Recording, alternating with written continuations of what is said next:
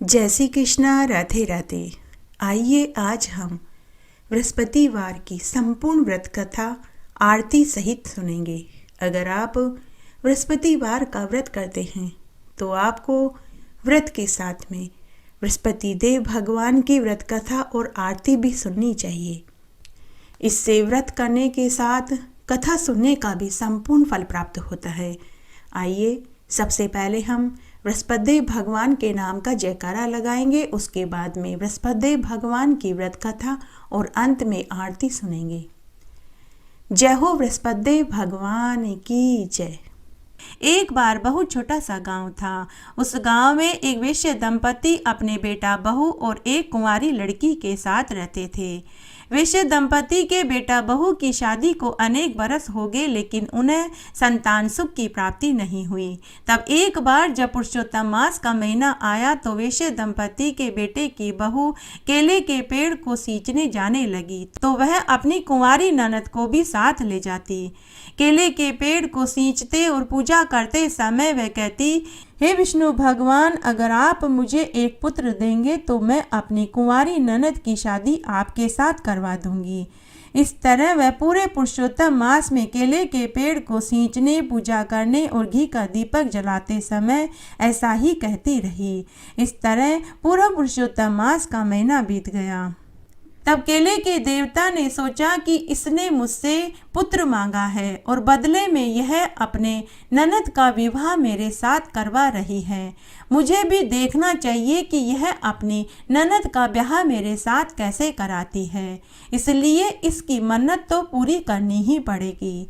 3 महीने के बाद भाभी को गर्भ ठहर गया और 9वें महीने में उसे एक सुंदर पुत्र पैदा हो गया। घर में खुशियां मनाई गई, मंगल गीत गाए गए। भाभी को पुत्र रत्न की प्राप्ति हो गई। भाभी तो अपना वचन भूल गई, लेकिन भगवान नहीं भूले।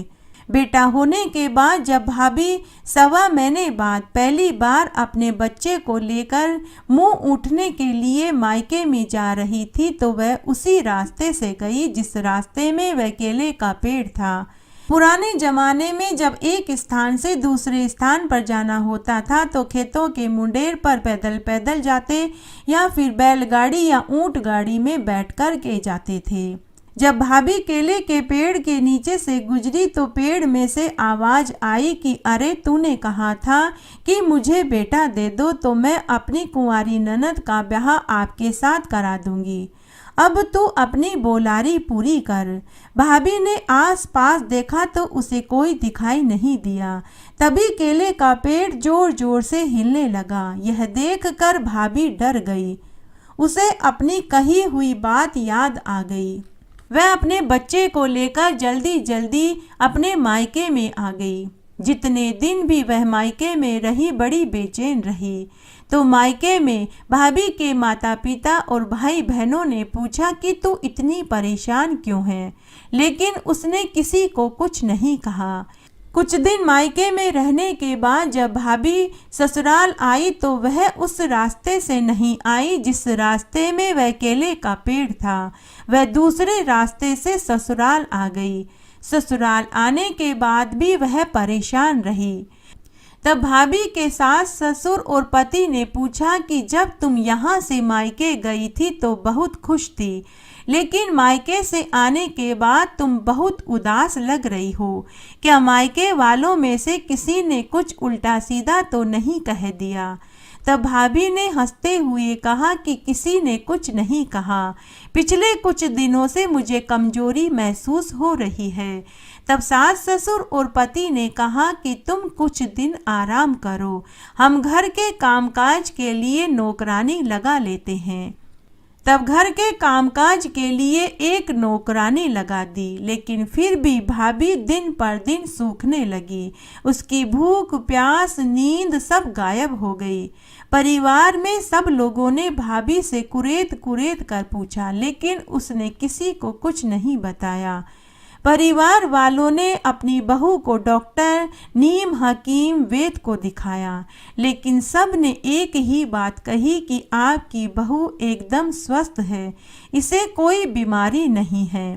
तब एक बार की बात है, एक दिन घर के दरवाजे पर एक बहुत सुंदर नवयुवक आया। उसने वेश्या दंपति को प्रणाम किया और कहा कि मैं आपकी बहू का मुंह बोला भाई हूँ। भाभी को भीतर से बुलाया गया और पूछा कि तुम्हारा कोई मुंह बोला भाई आया है। भाभी कुछ नहीं बोली। वह दरवाजे पर देखने गई तो उसने पूछा कि भाई आप कौन हैं? मेरा तो कोई मुंह बोला भाई नहीं है। तब वह नवयुवक धीरे से बोला कि भाभी मैं तो वही केले का पेड़ हूँ। मैं आपको याद दिलाने आया हूँ कि आप अपनी ननद से मेरा ब्याह कब करवाएंगी।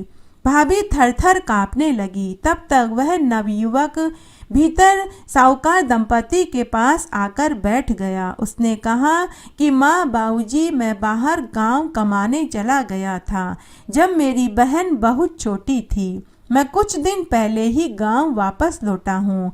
मैं अपनी मुँह बोली बहन से मिलने चला आया। साहूकार दंपति बोले कि अरे साडू भाई आए हो तो कुछ दिन हमारे साथ हमारे घर पर ही रहो। इस तरह परिवार में उस नवयुवक का व्यवहार सबको बहुत अच्छा लगा। कुछ ही दिनों में वह सबका चहेता बन गया। तब साहूकार दंपति ने अपनी बहू के मुंह बोले भाई को अपनी लड़की के लिए पसंद कर लिया।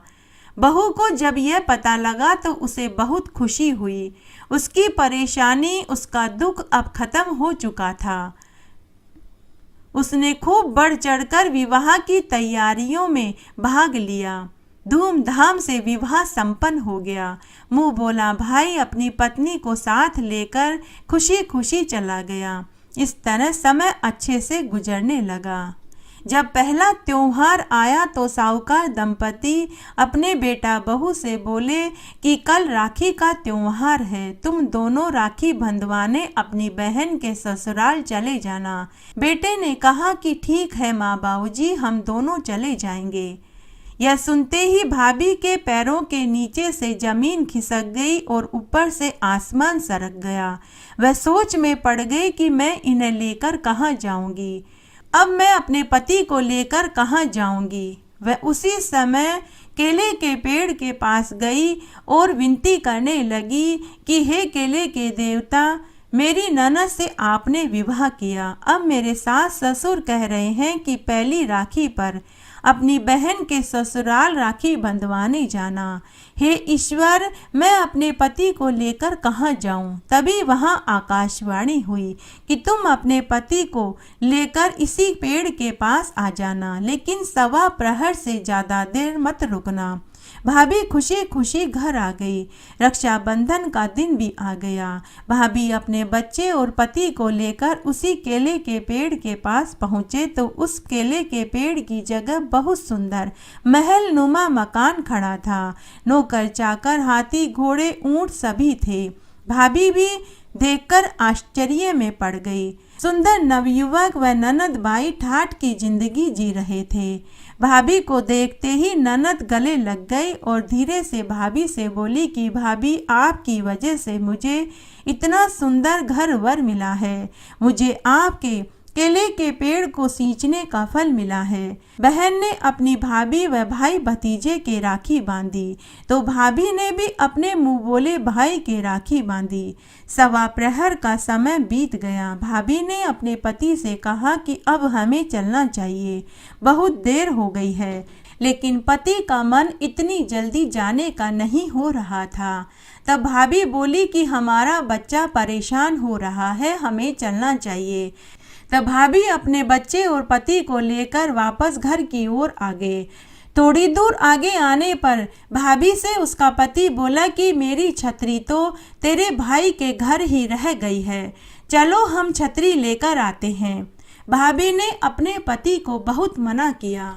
कोई बात नहीं, अगर छतरी वहाँ रह गई है, वह आपकी बहन का घर है, वह छतरी आपकी बहन के काम आ जाएगी, हम दूसरी छतरी ले लेंगे। लेकिन पति नहीं माना।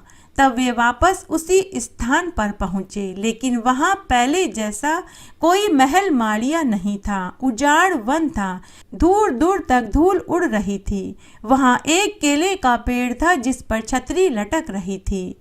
भाई बहुत आश्चर्य में पड़ गया। उसने अपनी पत्नी से कहा कि कहाँ है तेरे मुंह बोले भाई का महल। कुछ क्षण पहले यहाँ सब कुछ ठाट बाट था। नौकर चाकर, हाथी घोड़े, ऊंट थे। आलीशान महल नुमा मकान खड़ा था। अब वह सब कहाँ गायब हो गया। सच सच बता, तूने मेरी बहन की शादी किसी भूत प्रेत से तो नहीं करवा दी। तब पत्नी ने कहा कि आप पहले घर चलिए, मैं सब कुछ सच सच बता दूंगी। घर आने के बाद भाभी ने अपने पति और सास ससुर को पूरी सच्चाई बताई और कहा कि मेरी ननद की शादी तो भगवान से हुई है। यह सुनकर वैश्य दंपति बहुत खुश हुए और उसका पति भी बहुत खुश हुआ। हे पुरुषोत्तम भगवान, जैसे आपने केले के पेड़ को सींचने का फल भाभी को दिया, वैसे सबको देना। कहानी कहने वाले को, सुनने वाले को और हुकारा भरने वाले को। घटती हो तो पूरी हो तो परवान चढ़े, भूले बिसरे नाम तेरे भंडार में भरे। प्राचीन समय की बात है। एक राजा राज्य करता था। वह बड़ा ही प्रतापी और दानी था। प्रतिदिन मंदिर में भगवत दर्शन करने जाया करता था। वह ब्राह्मण और गुरु की सेवा में सदैव लीन रहता था। उसके द्वार से कोई भी याचक निराश होकर नहीं लौटता था। वह प्रत्येक गुरुवार को व्रत रखता एवं पूजन करता था। हर दिन गरीबों की सहायता करता था। परंतु यह सब बातें उसकी रानी को अच्छी नहीं लगती थी। वह न तो बृहस्पतिवार का व्रत करती थी और न ही बृहस्पति भगवान की पूजा करती थी और न ही किसी को एक पैसा भी दान में देती थी। वह राजा से भी ऐसा करने को मना किया करती थी। तब एक बार की बात है, राजा शिकार खेलने वन में गए हुए थे। घर पर रानी और दासी अकेली थी। उस समय गुरु बृहस्पति देव भगवान साधु का रूप धारण करके राजा के दरवाजे पर भिक्षा मांगने आए। साधु ने रानी से भिक्षा मांगी तो वह कहने लगी कि हे साधु महाराज, मैं इस दान पुण्य से तंग आ गई हूँ। इस कार्य के लिए तो मेरे पति ही बहुत हैं। अब आप ऐसी कृपा करें कि हमारा यह सारा धन नष्ट हो जाए और मैं आराम से रह सकूं। साधु रूप बृहस्पति भगवान ने रानी से कहा कि हे रानी, तुम बड़ी ही विचित्र हो। संतान और धन से तो कोई दुखी नहीं होता, इसको तो सभी चाहते हैं। पापी भी पुत्र और धन की इच्छा रखता है। अगर तुम्हारे पास अधिक धन है तो भूखे मनुष्यों को भोजन कराओ, प्याऊ लगवाओ, ब्राह्मणों को दान दक्षिणा दो, धर्मशालाएं बनवाओ, कुएं, तालाब, बावड़ी, बाग बगीचे का निर्माण कराओ, निर्धन कंवारी कन्याओं का विवाह कराओ, यज्ञ आदि करो। इस प्रकार के कर्म करने से तुम्हारे कुल का और तुम्हारा नाम परलोक में सार्थक होगा और मरने के बाद स्वर्ग की प्राप्ति होगी। परंतु रानी को साधु की बातों से खुशी नहीं हुई। उसने साधु से कहा कि हे साधु महाराज, मुझे ऐसे धन की आवश्यकता नहीं जिसको मैं अन्य लोगों को दान करूं, जिसको रखने और संभालने में ही मेरा सारा समय खराब हो जाता है। साधु ने कहा कि हे देवी, यदि तुम्हारी ऐसी ही इच्छा है तो जैसा मैं कहता हूँ तुम वैसा ही करना। बृहस्पतिवार के दिन घर को गोबर से लीपना, अपने केशों को पीली मिट्टी से धोना, केशों को धोते समय स्नान करना और राजा से कहना कि वह भी बृहस्पतिवार के दिन हजामत करवाए। भोजन में मांस मदिरा खाना, कपड़े धोबी से धुलवाने के लिए देना। इस प्रकार 7 गुरुवार करने से ही तुम्हारा सारा धन नष्ट हो जाएगा। यह कहकर साधु रूपी बृहस्पति भगवान अंतर्ध्यान हो गए। रानी ने साधु के कहने के अनुसार 7 बृहस्पतिवार तक ऐसा ही करने का विचार किया। साधु के बताए अनुसार कार्य करते हुए केवल 3 बृहस्पतिवार ही बीते थे कि उसकी समस्त धन संपत्ति नष्ट हो गई। भोजन के लिए दोनों समय वे तरसने लगे, सांसारिक भोगों से दुखी रहने लगे। तब वह राजा रानी से कहने लगा कि हे रानी, तुम यहीं महल में रहो, मैं दूसरे देश में कमाने जाता हूँ, क्योंकि यहाँ पर मुझे सभी मनुष्य जानते हैं, इसलिए मैं यहाँ कोई काम नहीं कर पाऊँगा।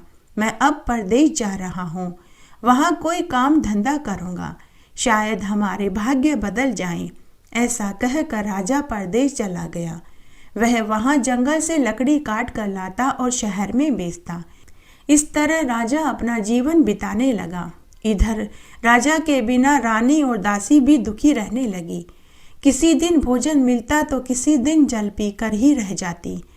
एक समय रानी और दासी को 7 दिन तक बिना भोजन के रहना पड़ा। तो रानी ने अपनी दासी से कहा कि हे दासी, यहाँ पास ही एक नगर में मेरी बड़ी बहन रहती है। वह बड़ी धनवान है। तू उसके पास जा और वहां से 5 सेर बेझर मांग कर ले आ, जिससे हमारा कुछ समय आसानी से गुजर जाएगा। दासी रानी के बहन के पास गई। रानी की बहन उस समय बृहस्पति भगवान का पूजन कर रही थी। उस दिन बृहस्पतिवार का दिन था। दासी ने रानी की बहन से कहा कि हे रानी, मुझे आपकी बहन ने भेजा है, मुझे 5 सेर बेझर दे दो। दासी ने यह बात अनेक बार कही, परंतु रानी की बहन ने कोई उत्तर नहीं दिया, क्योंकि उस समय वह बृहस्पतिवार की कथा कहानी कह और सुन रही थी। जब दासी को रानी की बहन से कोई उत्तर नहीं मिला तो वह दुखी हो गई। उसे थोड़ा क्रोध भी आया। वह लौटकर महल में आई और रानी से बोली कि हे रानी, आपकी बहन तो बहुत धनी स्त्री है। वह छोटे लोगों से बात नहीं करती। मैंने उससे कई बार कहा, लेकिन उन्होंने कोई उत्तर नहीं दिया, तो मैं वापस चली आई। रानी बोली कि हे दासी, इसमें मेरी बहन का कोई दोष नहीं। जब बुरे दिन आते हैं तो खुद की छाया भी साथ छोड़ देती है। अच्छे बुरे का पता विपत्ति में ही चलता है। जो ईश्वर की इच्छा होगी वही होगा। यह सब हमारे भाग्य का दोष है। उधर रानी की बहन ने सोचा कि मेरी बहन की दासी आई थी, परंतु मैंने उसे कोई जवाब नहीं दिया। इससे वह बहुत दुखी हुई होगी। अतः कथा सुन और विष्णु भगवान का पूजन समाप्त करके मैं अपनी बहन के घर जाऊंगी और पूछूंगी कि क्या बात है। तब बहन ने विष्णु भगवान का पूजन किया, कथा कहानी समाप्त करी और अपनी बहन के घर आई और पूछने लगी कि हे बहन, उस समय मैं बृहस्पति भगवान की कथा कहानी कह और सुन रही थी, इसलिए बीच में न मैं उठ सकती थी न ही बोल सकती थी। इसलिए मैंने तुम्हारी दासी को कोई जवाब नहीं दिया। कहो, तुम्हारी दासी हमारे घर क्यों आई थी? रानी बोली कि बहन, हमारे घर अनाज नहीं था। वैसे तुमसे कोई बात छिपी भी नहीं है। इसी कारण मैंने दासी को तुम्हारे घर 5 सेर बेझर लेने के लिए भेजा था। रानी की बहन बोली कि बहन देखो, बृहस्पति भगवान सबकी मनोकामना पूर्ण करते हैं। देखो, शायद तुम्हारे घर में अनाज रखा हो। यह सुनकर दासी घर के भीतर गई तो वहां एक घड़ा बेझर का आटा भरा हुआ मिला। दासी को बड़ी हैरानी हुई, क्योंकि उसने एक एक बर्तन देखा था, तब वहां आटा नहीं था। उसने बाहर आकर रानी से कहा कि आपकी बहन सत्य कह रही है। हमारे रसोई घर में एक घड़ा बेझर का आटा पड़ा हुआ है। देखो रानी, वैसे हमको जब अन्न नहीं मिलता तो हम भी रोज ही व्रत करते हैं। अगर हम भी तुम्हारी बहन से बृहस्पतिवार की व्रत की विधि और कथा पूछ लें तो हम भी बृहस्पतिवार का व्रत करेंगे और बृहस्पति भगवान का पूजन करेंगे। दासी के कहने पर रानी ने अपनी बहन से बृहस्पतिवार व्रत के बारे में पूछा, तो उसकी बहन ने कहा कि हे रानी, कि बृहस्पतिवार को सूर्य उदय से पूर्व उठकर स्नान करके बृहस्पतिवार के व्रत का संकल्प करना चाहिए, लेकिन उस दिन सिर नहीं धोना चाहिए। बृहस्पतिवार के व्रत में चने की दाल और मुनक्का से विष्णु भगवान का और केले के पेड़ की जड़ में पूजन करें। घी का दीपक जलाएं। उस दिन एक ही समय भोजन करें। भोजन पीले पदार्थ का ही करें तथा कथा सुने और नमक भी न खावें। इस प्रकार व्रत करने से बृहस्पति भगवान प्रसन्न होते हैं, अन्न, पुत्र और धन देते हैं, मनोकामना की पूर्ति करते हैं। व्रत और पूजन की विधि बताकर रानी की बहन वापस अपने घर लौट गई। रानी और दासी दोनों ने निश्चय किया कि अब हम भी बृहस्पति भगवान का पूजन करेंगे और बृहस्पतिवार का व्रत करेंगे। 7 दिन बाद जब बृहस्पतिवार का दिन आया तो उन्होंने व्रत का संकल्प लिया। दासी गुड़साल में जाकर चना और गुड़ बीन कर ले आई। उसी दाल और गुड़ से केले के पेड़ की जड़ की और विष्णु भगवान का पूजन किया।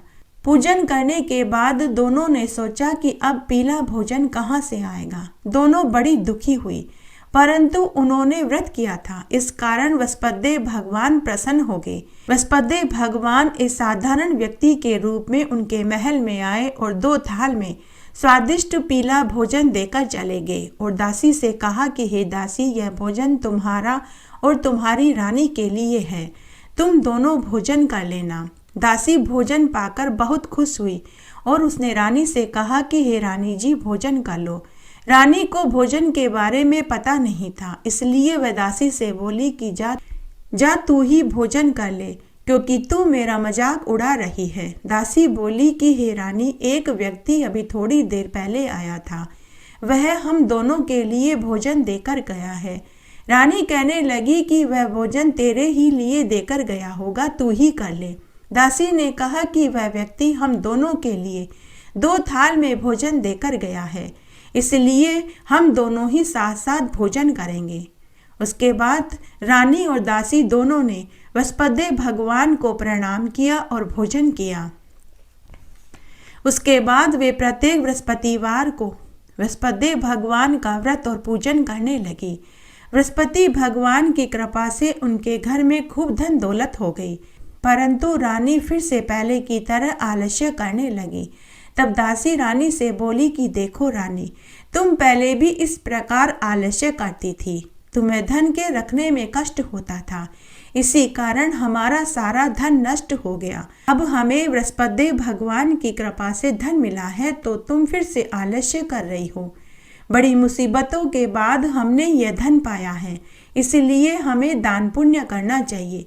तुम भूखे मनुष्यों को भोजन कराओ, प्याऊ लगवाओ, ब्राह्मणों को दान दो, कुआं तालाब बावड़ी का निर्माण करवाओ, मंदिर पाठशाला बनवाकर दान कर दो, कुंवारी ब्राह्मण कन्याओं के विवाह करवाओ, धन को शुभ कार्य में खर्च करो, जिससे तुम्हारे कुल का यश बढ़ेगा और मरने पर स्वर्ग मिलेगा और तुम्हारे पितर भी प्रसन्न होंगे। दासी की बात सुनकर रानी ने इसी प्रकार के कर्म करने शुरू कर दिए, जिससे उनकी खूब ख्याति फैलने लगी। एक दिन रानी और दासी आपस में विचार करने लगी कि न जाने राजा जी किस दशा में होंगे। उनकी कोई खोज खबर भी नहीं मिली। रानी और दासी दोनों ने बृहस्पति भगवान से प्रार्थना करी। तब एक रात्रि में बृहस्पति भगवान ने राजा को स्वप्न में दर्शन देकर कहा कि हे राजा, उठ, तेरी रानी तुझको याद करती है, अब तू अपने देश वापस लौट जा। राजा प्रातःकाल उठकर जंगल से लकड़ियां काटकर लाने के लिए जंगल की ओर चल पड़ा। जंगल से गुजरते हुए वह सोचने लगा कि रानी की गलती से उसे कितने दुख भोगने पड़े। राजपाट छोड़कर जंगल में आकर रहना पड़ रहा है। जंगल से लकड़ियां काटकर उन्हें बेचकर गुजारा करना पड़ रहा है। उसी समय उस जंगल में बृहस्पति भगवान एक साधु का रूप धारण करके आए और राजा के पास आकर बोले कि हे लकड़हारे, तुम इस सुनसान जंगल में किस चिंता में बैठे हो, मुझे बतलाओ। यह सुनकर राजा के नेत्रों में आंसू आ गए और वह हाथ जोड़कर बोला कि हे प्रभु, आप सब कुछ जानते हैं। इतना कहकर राजा ने साधु को अपनी पूरी बात बताई। वह साधु और कोई नहीं, स्वयं विष्णु भगवान थे। साधु रूप में विष्णु भगवान राजा से बोले कि हे राजा, तुम्हारी पत्नी ने बृहस्पति भगवान के प्रति अपराध किया था, जिसके कारण तुम्हारी यह दशा हुई। अब तुम्हें किसी प्रकार की कोई चिंता नहीं, भगवान तुम्हें पहले से अधिक धन देंगे। देखो, तुम्हारी पत्नी भी बृहस्पतिवार का व्रत करने लग गई और बृहस्पति भगवान की पूजा करने लग गई। अब तुम भी बृहस्पतिवार का व्रत करके चने की दाल और गुड़ जल के लोटे में डालकर केले के पेड़ की पूजा करो, कथा कहानी सुनो। भगवान बृहस्पति तुम्हारी भी सभी मनोकामनाओं को पूर्ण करेंगे। साधु की बात सुनकर राजा बोला कि हे प्रभु, मुझे लकड़ी बेचकर इतना पैसा नहीं मिलता जिससे कि मैं भोजन करने के उपरांत कुछ बचा सकूं। मैंने रात्रि में अपनी रानी को व्याकुल देखा। मेरे पास कोई साधन भी नहीं जिससे मैं उनके समाचार जान सकूं। फिर मैं बृहस्पति भगवान की कथा कहानी कहाँ से करूं? मुझे तो कुछ विधि भी मालूम नहीं है। साधु रूपी बृहस्पति भगवान ने राजा से कहा कि हे राजा, तुम किसी बात की चिंता मत करो। बृहस्पतिवार के दिन तुम रोजाना की तरह लकड़ियां लेकर शहर में जाओ।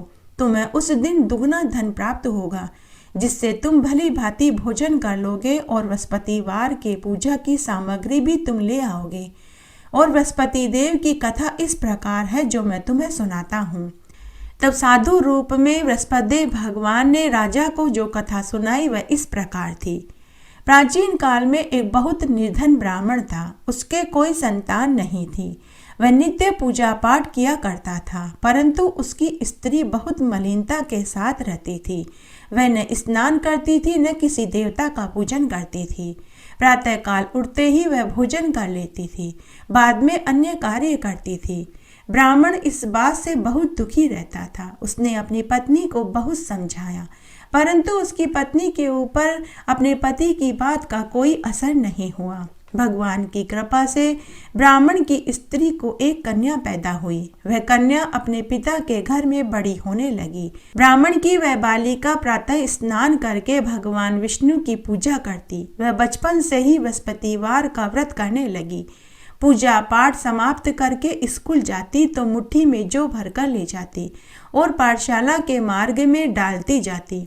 शाम को जब वह पाठशाला से उसी रास्ते से लौटती तो वे जौ स्वर्ण के हो जाते, जिन्हें वह बीन कर घर ले आती थी।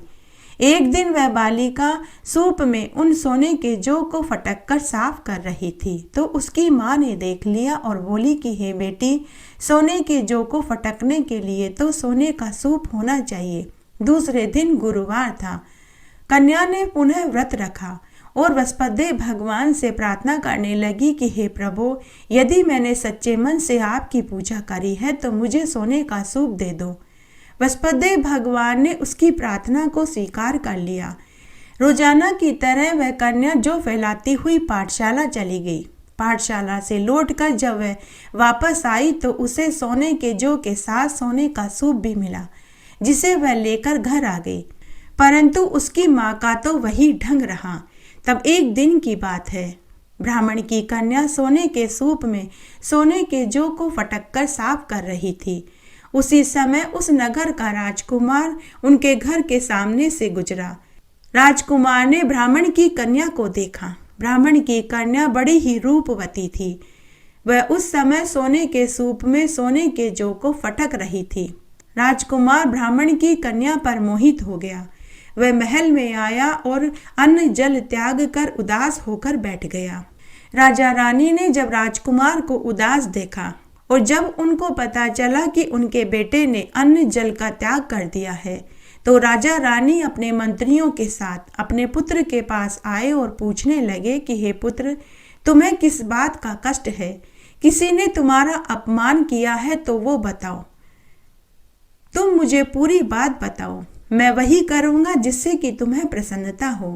राजकुमार ने अपने माता पिता से कहा कि मुझे आपकी कृपा से किसी बात का दुख नहीं है। किसी ने मेरा कोई अपमान नहीं किया, परंतु मैं उस लड़की के साथ विवाह करना चाहता हूँ जो सोने के सूप में सोने के जौ फटक कर साफ कर रही थी। यह सुनकर राजा रानी को महान आश्चर्य हुआ।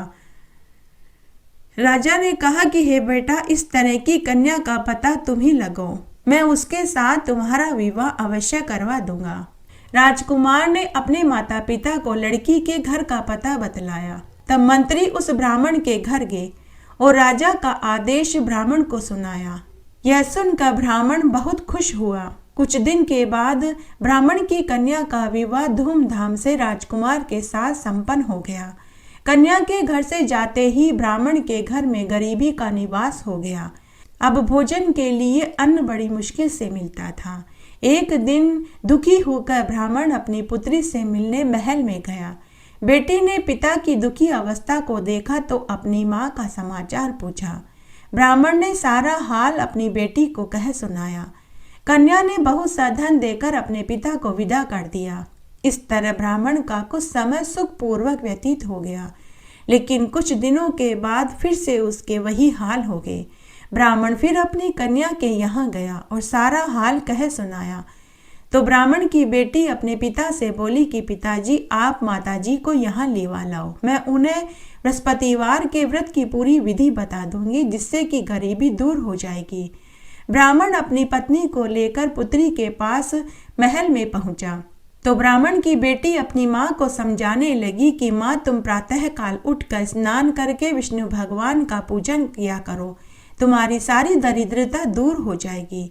परंतु उसकी माँ ने अपनी बेटी की एक नहीं सुनी। प्रातःकाल उठते ही उसने अपनी पुत्री के बच्चों का झूठन खा लिया। यह देखकर बेटी को बहुत गुस्सा आया। बेटी ने अपनी माँ को एक कोठरी में बंद कर दिया और प्रातः कोठरी में से निकालकर उन्हें स्नान कराकर विष्णु भगवान की पूजा पाठ करवाई, जिससे उसकी माँ की बुद्धि ठीक हो गई। माँ को भी सद्बुद्धि प्राप्त हो गई। इसके बाद अब उसकी माँ भी पूरे नियम धर्म से बृहस्पतिवार का व्रत करने लगी और विष्णु भगवान का पूजन करने लगी। इस व्रत के प्रभाव से उसकी माँ भी धनवान और पुत्रवान हो गई और बृहस्पति भगवान की कृपा से वे ब्राह्मण दंपति इस संसार के समस्त सुखों को भोग कर मरने के बाद स्वर्ग को प्राप्त हुए। इस तरह साधु रूप में बृहस्पति भगवान ने राजा को बृहस्पतिवार की पूरी कथा सुनाई और वहां से चले गए। धीरे धीरे समय व्यतीत होने लगा। फिर बृहस्पतिवार का दिन आया। राजा जंगल से लकड़ी काट कर शहर में बेचने गया। उसे उस दिन पिछले दिनों से अधिक दुगना धन मिला। राजा ने चने की दाल, गुड़ आदि लाकर बृहस्पतिवार का व्रत किया। उस दिन से उसके सभी क्लेश दूर हो गए। परंतु जब अगला गुरुवार का दिन आया तो वह बृहस्पतिवार का व्रत करना भूल गया। इस कारण बृहस्पति देव भगवान नाराज हो गए। उस दिन उस नगर के राजा ने विशाल यज्ञ का आयोजन किया था और अपने राज्य में यह घोषणा करवाई थी कि कोई भी मनुष्य अपने घर में भोजन न बनावे और न ही आग जलावे। समस्त लोग मेरे यहाँ महल में भोजन करने आवे। इस आज्ञा को जो नहीं मानेगा उसको मैं फांसी की सजा दे दूंगा। राजा की आज्ञा अनुसार राज्य के सभी नगरवासी राजा के भोज में सम्मिलित हुए, लेकिन लकड़हारा कुछ देर से पहुंचा, इसलिए राजा उसको अपने साथ महल में ले गए। जब राजा लकड़हारे को भोजन खिला रहे थे तो रानी की दृष्टि उस खूंटी पर टंगे हुए उसके हार पर पड़ी। उसे हार खूंटी पर दिखाई नहीं दिया। रानी ने निश्चय कर लिया कि मेरा हार इसी लकड़हारे ने चुराया है। उसी समय सैनिक बुलवाकर उसे जेल में डलवा दिया। जब लकड़हारा जेल खाने में गया तो वह बहुत दुखी हुआ और विचार करने लगा कि न जाने कौन से पूर्व जन्म के कर्म से मुझे ये दुख देखने पड़ रहे हैं। और वह उसी साधु को याद करने लगा जो उसे जंगल में मिला था। उसी समय बृहस्पति भगवान साधु के रूप में वहां प्रकट हो गए और उसकी दशा को देख कर कहने लगे कि अरे मूर्ख, तूने बृहस्पति देवता की कथा नहीं करी और न ही बृहस्पतिवार का व्रत किया। इसी कारण तुझे ये दुख देखने पड़ रहे हैं। अब तू चिंता मत कर। बृहस्पतिवार के दिन जेलखाने के दरवाजे पर तुझे 4 पैसे पड़े मिलेंगे। उनसे तू बृहस्पति देव की पूजा करना, तेरे सभी कष्ट दूर हो जाएंगे।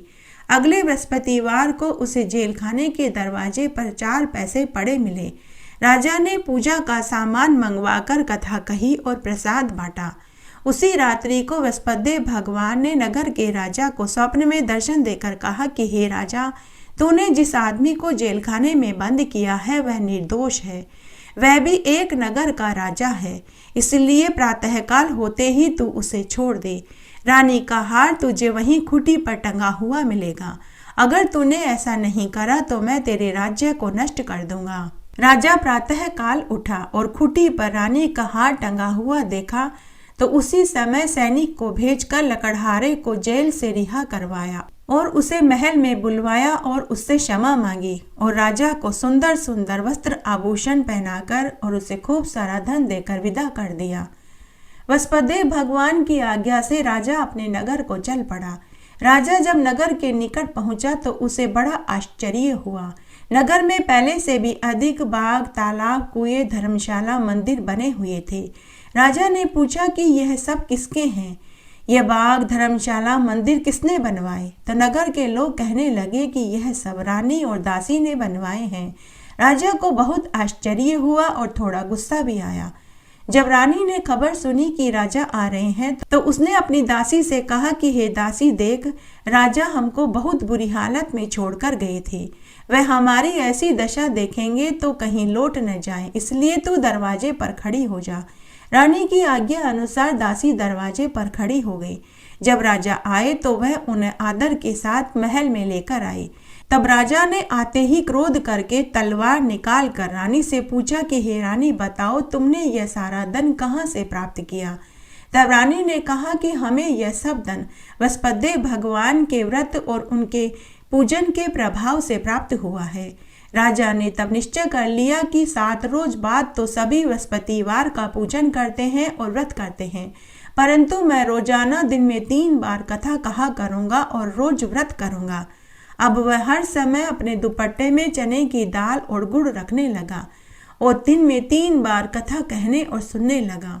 एक रोज राजा ने विचार किया कि चलो अपनी बहन के यहाँ हो आवें। इस तरह का निश्चय कर राजा घोड़े पर सवार होकर अपने बहन के गांव की ओर चल पड़ा। मार्ग में उसने देखा कि कुछ आदमी एक मुर्दे को लिए जा रहे थे, तो राजा ने उनसे कहा कि अरे भाइयों, मेरे बृहस्पतिवार की कथा कहानी सुन लो।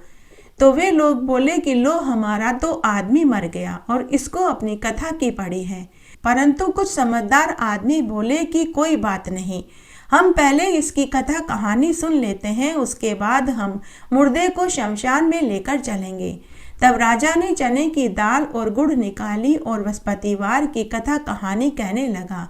जब कथा आदि हुई तो मुर्दा हिलने लगा और जब कथा समाप्त हो गई तो वह राम राम कहता हुआ उठकर खड़ा हो गया। वहां खड़े सभी लोगों को महान आश्चर्य हुआ। राजा वहां से आगे चल दिया। चलते चलते शाम हो गई थी। आगे मार्ग में उसे एक किसान खेत में हल चलाता हुआ मिला। राजा उस किसान से बोला कि अरे भाई, तुम मेरी बृहस्पतिवार की कथा सुन लो। किसान बोला कि जब तक मैं तेरी कथा सुनूंगा तब तक तो मैं खेत को जोत लूंगा, जा तू अपनी कथा किसी और को सुना दे। राजा वहां से आगे चलने लगा। राजा के हटते ही बैल पछाड़ खाकर गिर पड़े और किसान के पेट में दर्द होने लगा। उसी समय उस किसान की माँ रोटी लेकर आई। उसने जब ये देखा तो अपने पुत्र से पूछा। बेटे ने सारा हाल अपनी माँ से कहा। बुढ़िया माई बड़ी समझदार थी। वह भागी भागी राजा के पास आई और कहने लगी कि मैं तेरी कथा सुनने को तैयार हूँ, लेकिन तू कथा मेरे खेत पर चलकर ही कहना। राजा ने लौटकर बुढ़िया के खेत पर जाकर बृहस्पतिवार की कथा कहानी कही, जिसके सुनते ही बैल उठकर खड़े हो गए और किसान के पेट का दर्द भी ठीक हो गया। उसके बाद राजा अपनी बहन के घर पहुंच गया। बहन ने भाई की खूब मेहमानी करी। दूसरे रोज प्रातःकाल जब राजा उठा तो उसने देखा कि सभी लोग भोजन कर रहे थे। राजा ने अपनी बहन से पूछा कि ऐसा कोई मनुष्य है जिसने भोजन नहीं किया हो, जो मेरी बृहस्पतिवार की कथा सुन ले। तो बहन बोली कि भैया, यह देश ऐसा ही है। पहले यहाँ लोग भोजन करते हैं, बाद में अन्य काम करते हैं। अगर कोई पड़ोस में हो तो मैं देखकर आती हूँ। ऐसा कहकर बहन देखने चली गई, परंतु उसे कोई भी ऐसा व्यक्ति नहीं मिला जिसने भोजन न किया हो। तब वह एक कुम्हार के घर गई जिसका लड़का बीमार था। उसे मालूम हुआ कि उनके यहाँ 3 दिन से किसी ने भोजन नहीं किया है। रानी ने अपने भाई की कथा सुनने के लिए कुम्हार से पूछा तो वह तैयार हो गया। राजा ने कुम्हार के घर जाकर बृहस्पतिवार की कथा कहानी कही, जिसको सुनकर उसका लड़का एकदम स्वस्थ हो गया। अब तो राजा की प्रशंसा होने लगी। एक दिन राजा ने अपनी बहन से कहा कि हे बहन, अब मैं वापस अपने घर जाऊंगा, तुम भी चलने को तैयार हो जाओ। राजा की बहन ने अपनी सास से अपने भाई के साथ जाने की आज्ञा मांगी, तो सास बोली कि तुम तो चली जाओ, परंतु तुम अपने लड़कों को मत ले जाना, क्योंकि तेरे भाई भाभी के कोई औलाद नहीं है। बहन ने अपने भाई से कहा कि भैया, मैं तो चलूंगी, परंतु कोई बालक नहीं जाएगा। राजा ने कहा कि जब कोई बालक नहीं जाएगा तब तुम जाकर क्या करोगी। दुखी मन से राजा अपने नगर को लौट आया। राजा ने अपनी रानी से कहा कि हे रानी, हम निसंतान हैं, इसीलिए कोई हमारे घर आने को तैयार नहीं। फिर राजा ने अपनी बहन वाली पूरी बात अपनी पत्नी को बताई।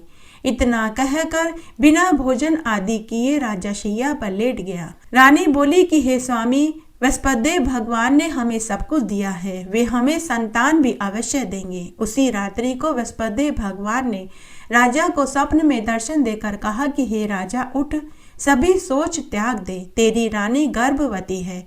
दूसरे दिन राजा जब सोकर उठा तो उसने रानी से गर्भवती होने वाली बात पूछी तो रानी ने हामी भर दी। यह सुनकर राजा को महान खुशी हुई। 9वें महीने में रानी के गर्भ से एक सुंदर पुत्र पैदा हुआ। जब राजा की बहन ने यह शुभ समाचार सुना तो वह बहुत खुश हुई। वह बधाई देने के लिए अपने भाई के यहाँ आई। तब रानी ने कहा कि घोड़ा चढ़कर नहीं आई, गधा चढ़ी आई है। राजा की बहन बोली कि भाभी इस प्रकार न कहती तो तुम्हें औलाद कैसे मिलती। बृहस्पति भगवान ऐसे ही हैं, जिनके मन में जो कामनाएं रहती हैं वे सभी को पूर्ण करते हैं। जो सद्भावना पूर्वक बृहस्पतिवार का व्रत करता है, कथा पढ़ता, सुनता या सुनाता है, बृहस्पति भगवान उसकी सभी मनोकामनाएं पूरी कर देते हैं। बृहस्पति देव उनकी सदैव रक्षा करते हैं। जो संसार में सद्भावना व सच्चे हृदय से बृहस्पति देव का पूजन करते हैं, उनकी सभी मनोकामनाएं उसी प्रकार पूरी हो जाती है जैसे राजा रानी की हुई। राजा रानी ने बृहस्पति देव की कथा का गुणगान किया। उनकी सभी इच्छाएं बृहस्पति भगवान ने पूर्ण करी। मनुष्य को सदैव सच्चे हृदय से बृहस्पतिवार के व्रत पर पूर्ण विश्वास रखना चाहिए और बृहस्पति भगवान की कथा कहानियों को सुनना चाहिए। आइए मेरे साथ आप भी जयकारा लगाइए। जय हो बृहस्पति भगवान की जय। आइए अब हम बृहस्पतिवार की आरती सुनते हैं। जय बृहस्पति देवा स्वामी, जय बृहस्पति देवा, छिन छिन भोग लगाऊं कदली फल मेवा। ओम जय बृहस्पति देवा, तुम पूर्ण परमात्मा, तुम अंतर्यामी स्वामी, तुम अंतर्यामी। जगत पिता जगदीश्वर, तुम सबके स्वामी। ओम जय बृहस्पति देवा, झरनामृत निज निर्मल, सब पातक हरता स्वामी, सब पातक हरता। सकल मनोरथ दायक, कृपा करो भरता। ओम जय बृहस्पति देवा, तन मन धन अर्पण कर जो जन शरण पड़े स्वामी, जो जन शरण पड़े। प्रभु प्रकट तब होकर आकर द्वार करे। ओम जय बृहस्पति देवा, दीन दयाल दयानिधि, भक्तन हितकारी स्वामी, भक्तन हितकारी। पाप दोष सब हरता, भव बंधन हारी। ओम जय बृहस्पति देवा, सकल मनोरथ दायक, सब संशय हारी स्वामी, सब संशय हारी। विषय विकार मिटाओ, संतन सुखकारी। ओम जय बृहस्पति देवा, जो कोई आरती तेरी प्रेम सहित गावे स्वामी, प्रेम सहित गावे। जेठानंद आनंद कर सो निश्चय पावे। ओम जय बृहस्पति देवा, ओम जय जगदीश हरे स्वामी, जय जगदीश हरे। भक्त जनों के संकट, दास जनों के संकट, क्षण में दूर करे। ओम जय जगदीश हरे, जो जावे फल पावे, दुख बिन से मन का स्वामी, दुख बिन से मन का। सुख संपत्ति घर आवे, कष्ट मिटे तन का। ओम जय जगदीश हरे, मात पिता तुम मेरे, शरण गऊँ किसकी स्वामी, शरण गऊँ किसकी। तुम बिन और न दूजा, आस करूँ जिसकी। ओम जय जगदीश हरे, तुम पूर्ण परमात्मा, तुम अंतर्यामी स्वामी, तुम अंतर्यामी। पार ब्रह्म परमेश्वर, तुम सबके स्वामी। ओम जय जगदीश हरे, तुम करुणा के सागर, तुम पालन करता स्वामी, तुम पालन करता। मैं मूरख खल कामी, कृपा करो जय जगदीश हरे। तुम हो एक अगोचर सबके प्राणपति स्वामी, सबके प्राणपति। किस विध मिलूं दया में तुमको मैं कुमति। ओम जय जगदीश हरे। दीन बंधु दुख हरता तुम ठाकुर मेरे स्वामी, तुम रक्षक मेरे। अपने हाथ उठाओ द्वार पड़ा तेरे। ओम जय जगदीश हरे। विषय विकार मिटाओ पाप हरो देवा स्वामी, पाप हरो देवा। श्रद्धा भक्ति बढ़ाओ संतन की सेवा। ओम जय जगदीश हरे। तन मन धन सब कुछ है तेरा स्वामी, सब कुछ है तेरा। तेरा तुझको अर्पण क्या लागे मेरा। ओम जय जगदीश हरे। ओम जय जगदीश हरे स्वामी, जय जगदीश हरे। भक्त जनों के संकट, दास जनों के संकट क्षण में दूर कर। ओम जय जगदीश हरे। जय हो बृहस्पति देव भगवान की जय।